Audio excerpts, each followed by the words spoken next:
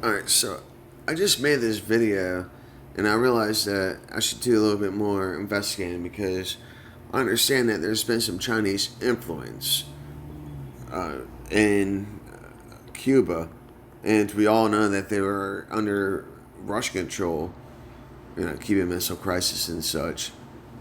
So, here, let me just blast this real quick. For illegal to cross Mexico, like from all South America into and everywhere else too, because there's many different ethnicities that are coming through the southern border, and so basically that's what these Cubans need to do is they need to go to Mexico first, and then they can come to the United States.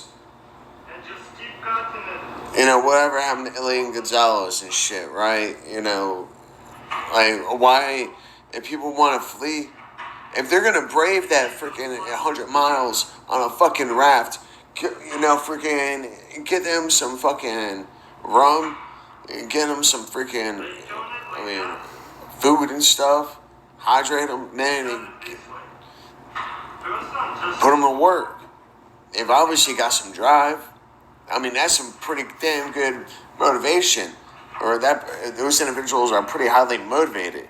And so it'd be a blessing to have those people on the workforce because you know what? At least these people are putting. I'd much rather have a Cuban than a freaking Mexican because, oh yeah, you just gotta cross the border. You just gotta walk, yeah. But Cubans, they've got to freaking engineer something, and then they've got to freaking dedicate themselves to that 100 miles and and sharks, everything, it's not freaking, so hire them Cubans, like a lot of the Cubans who come here, at least they're hard-working immigrants.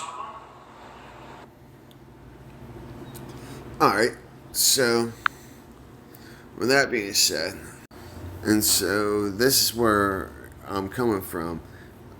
Is China behind Cuba's protests being censored? Well, yeah. And let me actually just go back a second too, because freaking look it up. Chinese and African diasporas in Cuba. Is that how I say it? Diasporas in Cuba have uniquely blended social, cultural, and religious aspects on the island, and understanding this may help areas of the anthropology, Chinese indentured immigration to Cuba starting in 1847, nearly 4 decades prior to the official abolition of African slavery in the islands. So, yeah, and then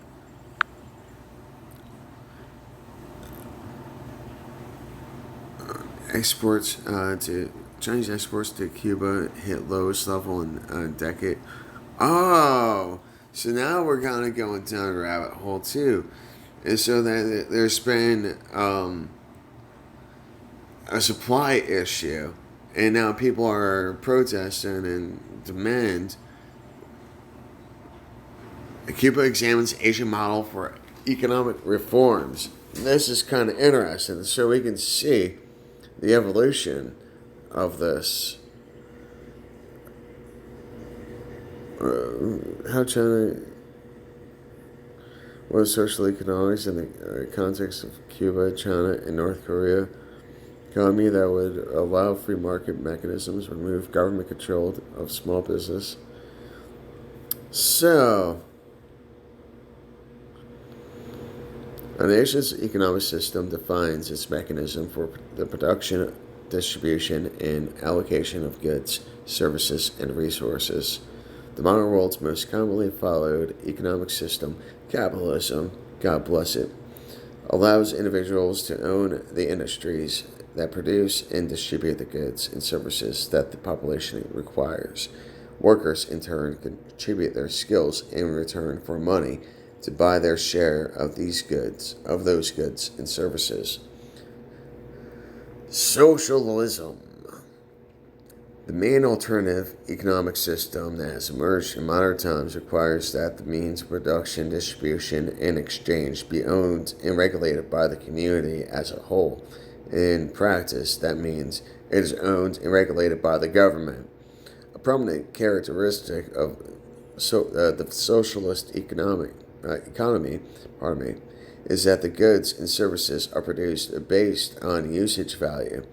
This usage this usage value is subject to the needs of the society, hence preventing underproduction and overproduction. This is completely different from the common capitalist economic system, in which goods and services are produced to generate profit. In capitalism, capital accumulation rather than being based on their usage and value. A socialist market economy is a system of the government that attempts to strike a balance between pure capitalism and social welfare. Let's explore the economies of North Korea, Cuba, and China as a case study for the key socialist market economies in the present era. Key takeaways. Contrary to capitalism, socialist market economies produce goods based on usage values, with collective ownership shared by the entire country. In socialist economies, governments are charged with redistributing wealth and narrowing the gap between the poor and the rich. While no modern day countries are considered to have a pure socialist system, Cuba, China, and North Korea have strong elements of socialist market economies. Socialism versus communism. Both communism and socialism are based on a vision of a classless society in which goods and services are shared equitably in both equitably in both. The means of production and distribution are owned by the workers either directly or through government agencies. Socialism can be compatible with individual liberty, democratic government, and freedom of choice. Communism is imposed by an authoritarian state in which individual rights and liberties are held to be inferior to the rights of the people as a whole. So we're actually in more of a communism. And that's, we're not even socialist. This is communism that we're dealing with. I'm going to just include a link to this and let y'all read it. But,